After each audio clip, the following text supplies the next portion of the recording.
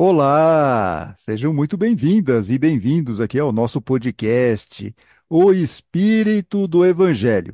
Aqui é Antônio Campos e no programa de hoje vamos fazer uma homenagem a um grande estudioso espírita, Herculano Pires. Vamos ler o trecho do livro No Limiar do Amanhã, a Bíblia, os Evangelhos e o Espiritismo, em que ele faz uma reflexão sobre a passagem da figueira seca e traz considerações importantes sobre como devemos ler e interpretar os evangelhos. Este episódio do podcast faz parte da programação especial Leituras de Verão. Já lemos trechos de Dádiva do Amor, de Martin Luther King, do livro Os Mensageiros, de André Luiz e Psicografia de Chico Xavier, livro esse que serviu como base para o filme Nosso Lar 2. Lemos ainda 4 crônicas de Machado de Assis sobre o Espiritismo e no último programa lemos O Amor como Revolução, do pastor batista Henrique Vieira. Todos esses episódios estão reunidos em uma playlist especial lá no YouTube. E os programas todos estão disponíveis no site de O Espírito do Evangelho e nos aplicativos de áudio. Os links estão na descrição deste episódio. Lembrando que todo episódio do nosso podcast, O Espírito do Evangelho, traz na descrição os capítulos deste programa. E vocês podem navegar pelos trechos que quiserem e quando quiserem. A divisão por capítulos está disponível de forma automática no YouTube, Spotify e no nosso site, o site aqui do O Espírito do Evangelho. Também, sempre reforçando, links na descrição do episódio. E no programa de hoje, nós vamos ler um trecho do livro No Limiar da Manhã, volume 2, que trata da Bíblia, dos Evangelhos e do Espiritismo. O conteúdo deste livro é baseado no programa de rádio que foi ao ar por 3 anos, cerca de 3 anos, no início da década de 1970, na Rádio Mulher, que operava aqui na cidade de São Paulo. Quem comandava o programa era José Herculano Pires, autor de diversos livros e das melhores traduções das obras de Allan Kardec. Herculano Pires foi jornalista e filósofo, desencarnou aos 66 anos em 1979. Emmanuel, pela psicografia de Chico Xavier, qualificou Herculano Pires como o metro que melhor mediu Kardec. O metro que melhor mediu Kardec. E essa frase é graças à sua preocupação, a preocupação de Herculano Pires, em preservar a doutrina espírita de interpretações equivocadas. No programa No Limiar do Amanhã, ele respondia por 1 hora dúvidas dos ouvintes sobre o espiritismo. Esse programa ia ao ar sempre aos sábados à noite e era reprisado posteriormente até em outras emissoras. É deste conteúdo, vamos dizer assim, radiofônico, que o pesquisador espírita Wilson Garcia organizou as respostas por temas. E estes temas foram publicados em 4 livros, pela editora Paideia. São eles: Mediunidade, Curas Espirituais, Obsessão, Sonhos. O segundo volume, que veremos hoje, a Bíblia, os Evangelhos e o Espiritismo. O terceiro, Chico Xavier, Reencarnação, Parapsicologia e outros temas. E, finalmente, o 4º volume, Um Desafio no Espaço. Lembrando que o Wilson Garcia, que coordenou esse trabalho de consolidação e da publicação dos 4 livros, é um velho conhecido nosso aqui do podcast, foi entrevistado na temporada passada para falar sobre o livro dele, Ponto Final, O Reencontro do Espiritismo com Allan Kardec. E nós vamos ler hoje trechos da explicação de Herculano Pires sobre a passagem da figueira seca, que foi uma ótima sugestão, inclusive, dada pelo nosso querido Luiz Eduardo, sim, nosso parceiro aqui também nos programas, em alguns episódios do podcast. E o Luiz Eduardo não só sugeriu essa leitura, como nos apresentou a esta interessante coleção No Limiar do Amanhã. Durante o programa, Herculano Pires vai fazer referência à passagem da figueira seca e também a de uma parábola. Por isso, antes de iniciar a leitura, acho que é importante apresentar esses textos que estão no Evangelho, até para facilitar a compreensão a partir da análise de Herculano Pires. A primeira passagem está no Evangelho de Marcos, capítulo 11, versículos de 12 a 14. E também está em Mateus, capítulo 21, versículos de 18 a 19. Eu vou ler aqui a descrição que está em Marcos. A figueira sem frutos. No dia seguinte, quando saíam de Betânia, Jesus teve fome. Avistando à distância uma figueira coberta de folhas, foi ver se encontrava algum fruto. Mas não encontrou nada, além de folhas, pois não era a época de figos. Dirigindo-se à árvore, disse: Nunca mais alguém coma do seu fruto. E seus discípulos ouviram o que ele disse. Na sequência, em Marcos, nós vamos ter os comerciantes expulsos no templo, que Jesus vai lá para o templo de Jerusalém e acaba aquele comércio que estava ocorrendo no templo de Jerusalém. Na sequência, voltamos à questão da figueira, que diz o seguinte, a partir do versículo 20, no capítulo 11. Na manhã seguinte, passando por aí, viram a figueira seca até as raízes. Pedro se lembrou e disse a Jesus: Mestre, olha a figueira que amaldiçoaste, ela secou. Jesus respondeu-lhes: Tenho fé em Deus. Eu lhes garanto, se alguém disser a esta montanha, levante-se e atire-se no mar, e não duvidar no coração, mas acreditar que se realiza aquilo que está dizendo, assim acontecerá. Disse Jesus, depois ele segue, fala mais outras coisinhas, mas aqui voltamos à questão da figueira, linkando com uma questão da fé, ok? Aqui em Marcos está linkado a uma questão de fé. Então aqui é a passagem de Marcos sobre a figueira sem frutos. Herculano Pires também menciona a parábola da figueira estéril, que só é encontrada no Evangelho de Lucas, capítulo 13, versículos de 6 a 9, que diz o seguinte: Jesus contou esta parábola. Um homem tinha uma figueira plantada em sua vinha. Foi até ela buscar fruto e não encontrou. Disse então ao vinhateiro: Eis que há 3 anos venho buscar fruto nessa figueira e não encontro. Corte-a. Por que deve ela ocupar o terreno inutilmente? E aí o vinhateiro respondeu: Senhor, deixe a figueira ainda este ano, enquanto eu cavo ao redor e coloco adubo. Pode ser que assim dê frutos. Se não der, o senhor a cortará. Então, essas foram as duas passagens que vão ser mencionadas aqui por Herculano Pires. Então, agora nós estamos prontos para ler a reflexão de Herculano Pires sobre a passagem e a parábola.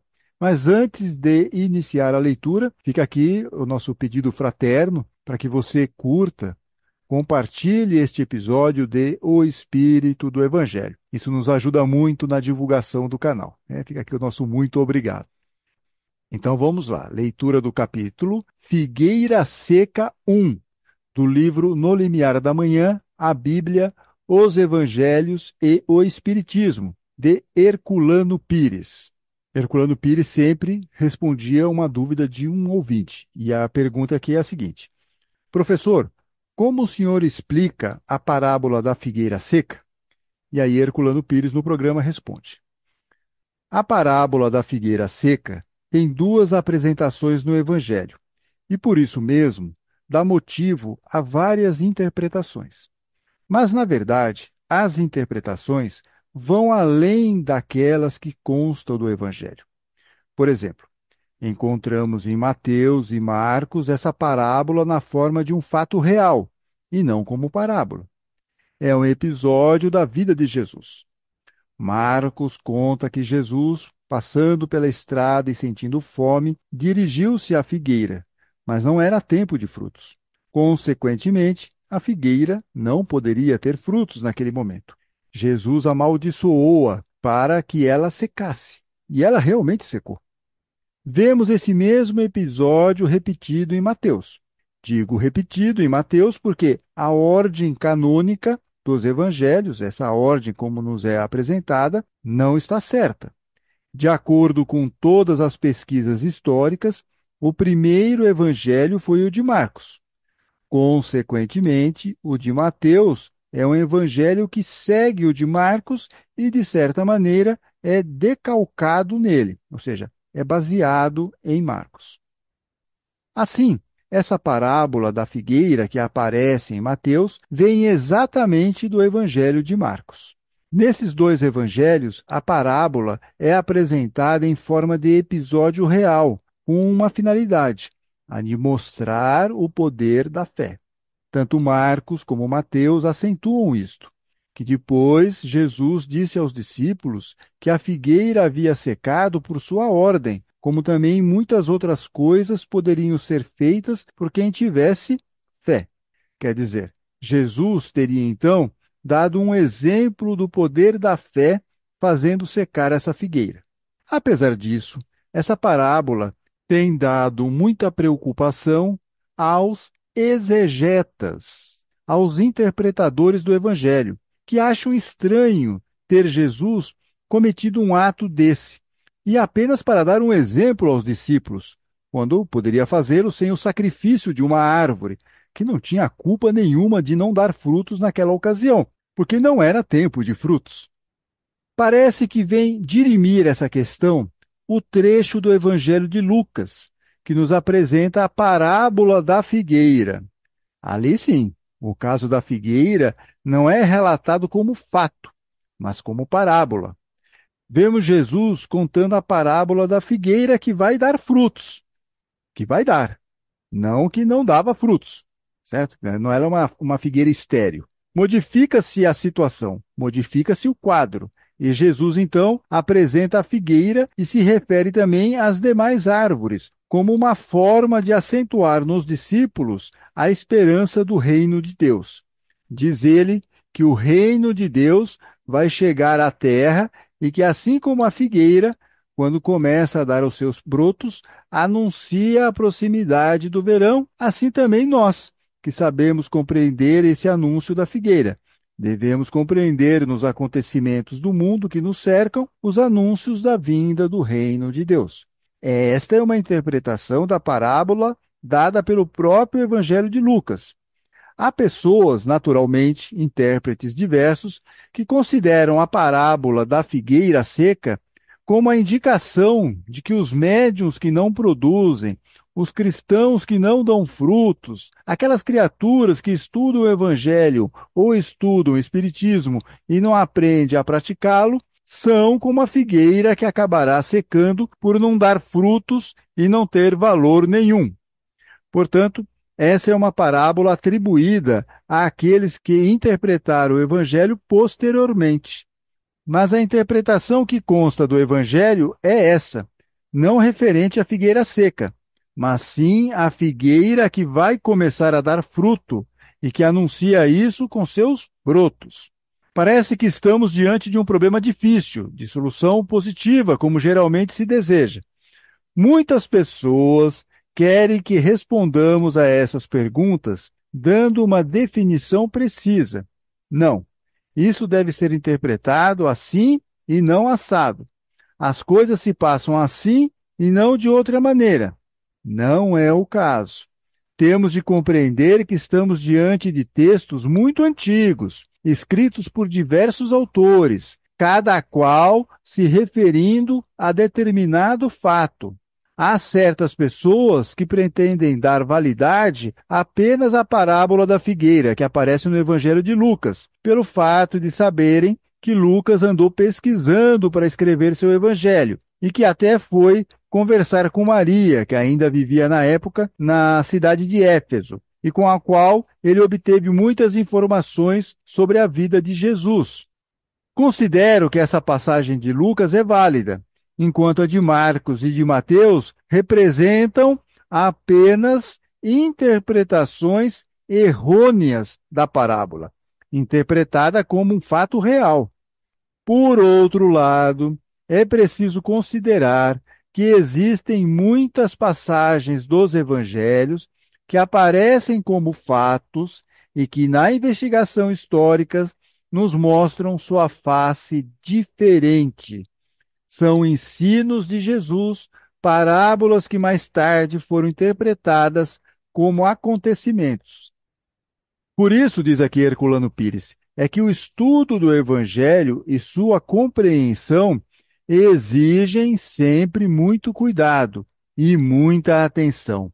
E foi por isso que Kardec, ao escrever o Evangelho segundo o Espiritismo, fez questão de deixar de lado uma porção de fatos puramente históricos, ou mesmo não históricos, porque fabulosos, referidos nos Evangelhos, e que ele achou que não correspondiam à realidade essencial do ensino de Jesus. Por isso, no O Evangelho segundo o Espiritismo, ele aproveitou apenas o ensino moral de Jesus, para fazer desse ensino uma bandeira, como ele diz, indiscutível, sob a qual podem se acolher todas as pessoas que desejarem realmente compreender as lições que Jesus nos deixou na Terra. Isso aqui é um ponto importante, que ele está nos dizendo que, às vezes, um fato pode ter se transformado numa parábola e vice-versa. Nós não temos muito controle sobre como essas informações foram trabalhadas nos evangelhos. E é interessante ele falar isso porque, por exemplo, no livro A Gênese, o último livro publicado por Allan Kardec em vida, e no final do livro A Gênese, ele vai explicar alguns dos milagres. E um desses milagres é o da festa em Caná, a festa de casamento ou bodas de Caná, que ele fala o seguinte, em que, como todos vocês sabem, Jesus teria transformado água em vinho. Para Kardec, essa questão é um pouco complexa. E ele diz o seguinte: é mais racional ver aí uma dessas parábolas tão frequentes nos ensinamentos de Jesus, como o do filho pródigo, da festa de bodas, do mal rico, da figueira seca e tantas outras que têm, entretanto, o caráter dos fatos consumados. Ele teria feito durante a refeição uma alusão ao vinho e à água, do que teria tirado uma instrução. Ou seja, foi um ensinamento que Jesus fez, na hipótese levantada por Kardec, nesse evento. Então ele faz lá, Jesus fala alguma coisa sobre o vinho e a água como uma parábola para os convidados, para as pessoas que estavam ouvindo aquele ensinamento. Entre essas duas hipóteses, será necessário escolher a mais racional. Olha só, isso é Allan Kardec, explicando que esse ensinamento de Jesus, que todo mundo conhece como o milagre da transformação da água do vinho, carece de uma certa lógica. E, na verdade, ele pode ter sido uma coisa muito mais simples. Foi um ensinamento de Jesus. Aí, naquele conto e reconto, aumenta um ponto, o que era uma parábola virou um fato, que é o que o Herculano Pires está falando sobre essa questão da figueira seca. E a parábola da figueira que não dava frutos. Então, por isso que ele está batendo muito na tecla de que provavelmente é a parábola que foi ensinada. E no Conta Reconta virou-se como um fato na vida de Jesus. Bom, lemos aqui então o capítulo Figueira Seca 1 do livro No Limiar do Amanhã, a Bíblia, os Evangelhos e o Espiritismo, de Herculano Pires. Na sequência, vamos ler trecho do capítulo Figueira Seca 2. Uma pausa ligeira para pedir para vocês seguirem o Espírito do Evangelho nas redes sociais e assim ficar sabendo das novidades, principalmente do lançamento de episódios novos. Estamos no Instagram, Facebook, X ou o ex-Twitter e temos grupos no WhatsApp e Telegram, assim também como nós temos um site. Vocês encontram na descrição do episódio links para as nossas redes sociais e para o site de O Espírito do Evangelho. O primeiro trecho que nós lemos foi uma resposta de Herculano Pires a partir de uma pergunta de um ouvinte sobre a passagem da figueira seca. Em outro momento, durante a existência do programa, que durou cerca de 3 anos, uma nova pergunta foi feita sobre esse mesmo assunto. Para não ficar repetitivo, nós vamos destacar na leitura apenas as considerações novas que Herculano Pires faz sobre o tema.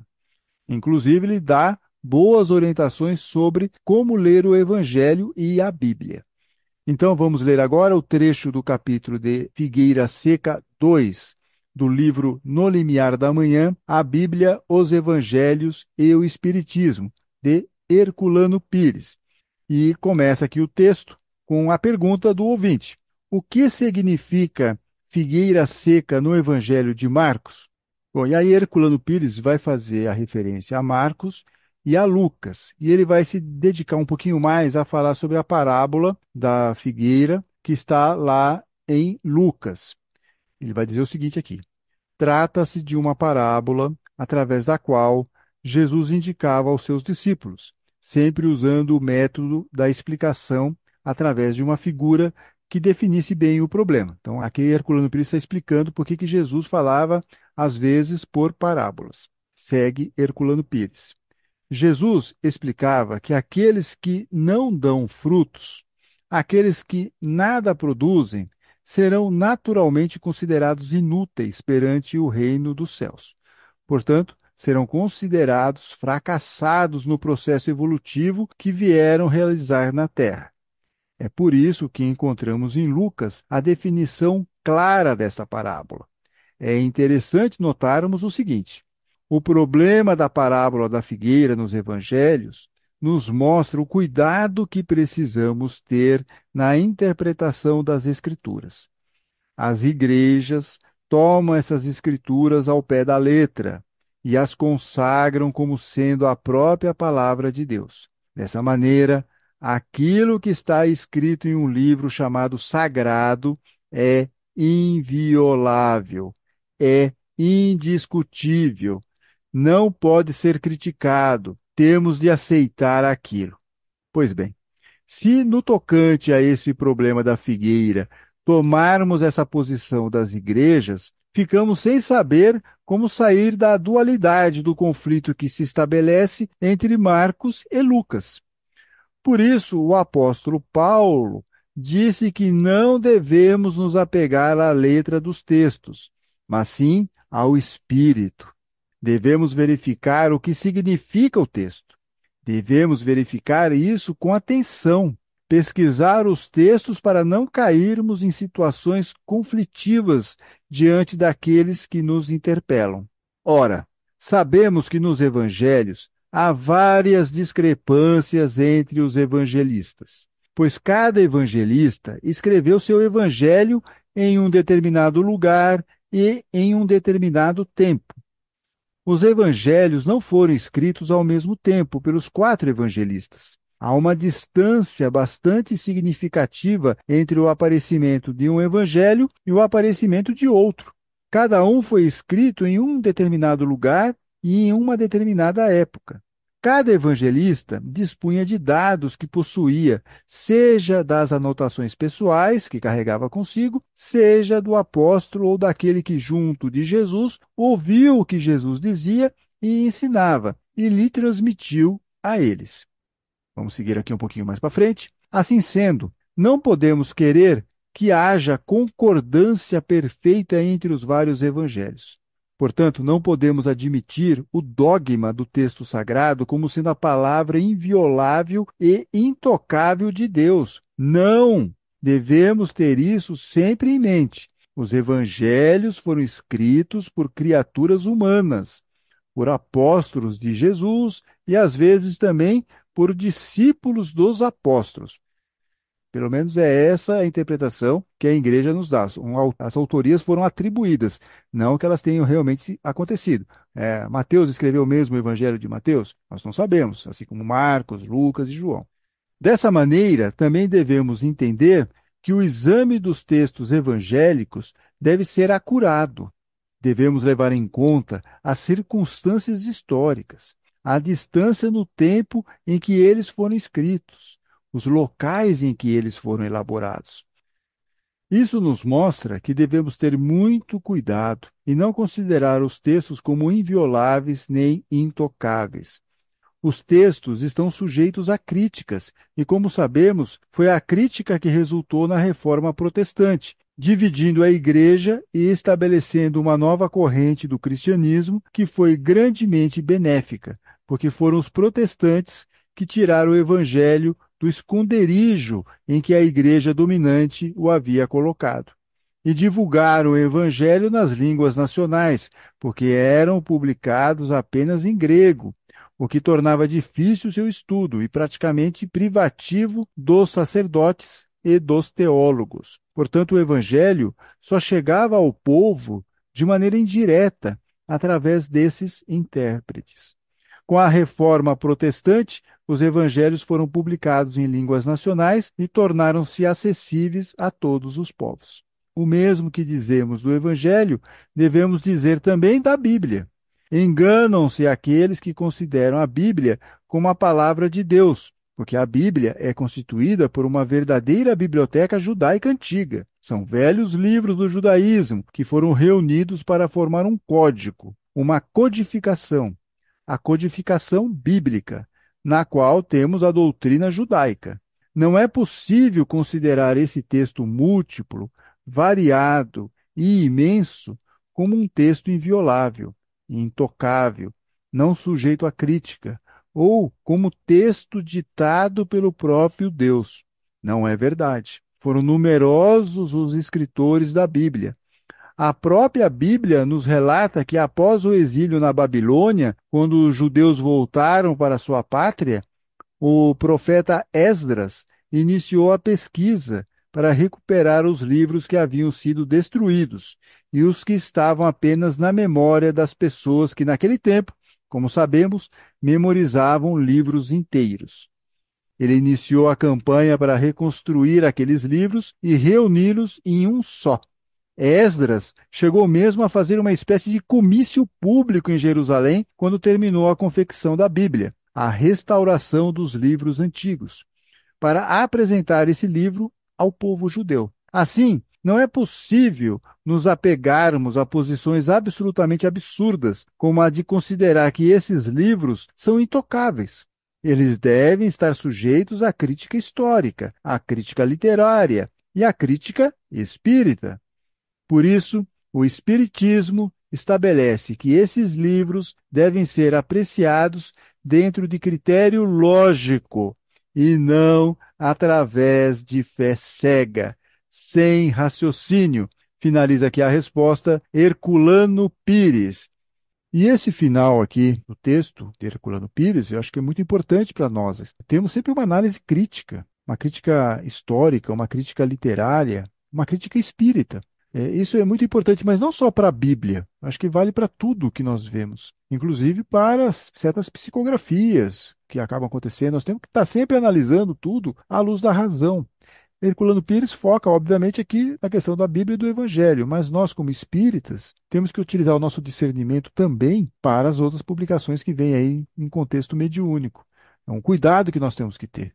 Tudo deve ser analisado à luz da razão. Da mesma maneira que Herculano Pires fala que nós não devemos ver a Bíblia como um livro que foi enviado por Deus, e sim foi escrito por seres humanos e com uma série de questões aí que nos levam a isso. Por outro lado, no caso do Espiritismo é a mesma coisa. Nós não podemos divinizar médiuns, colocar médiuns acima de qualquer suspeita. Não que a gente esteja duvidando da integridade moral do médium, não é isso. Mas nós temos que refletir sobre a qualidade daquela produção, daquele produto, daquele texto. Olhar aquilo com um olhar crítico e não falar, não, isso foi escrito por fulano de tal. Seria o mesmo erro de não considerar que os textos bíblicos, eles também merecem uma análise crítica e histórica, como diz ele aqui, né? Eles devem estar sujeitos à crítica histórica, à crítica literária e à crítica espírita. Por isso, o Espiritismo estabelece que esses livros devem ser apreciados dentro de critério lógico e não através de fé cega, sem raciocínio. Vale para a Bíblia, vale para os Evangelhos, vale para as nossas psicografias e para comunicações mediúnicas também. E assim terminamos a leitura dos capítulos Figueira Seca 1 e Figueira Seca 2 do livro No Limiar do Amanhã, a Bíblia, os Evangelhos e o Espiritismo, de Herculano Pires, livro esse que contou com a organização do pesquisador espírita Wilson Garcia.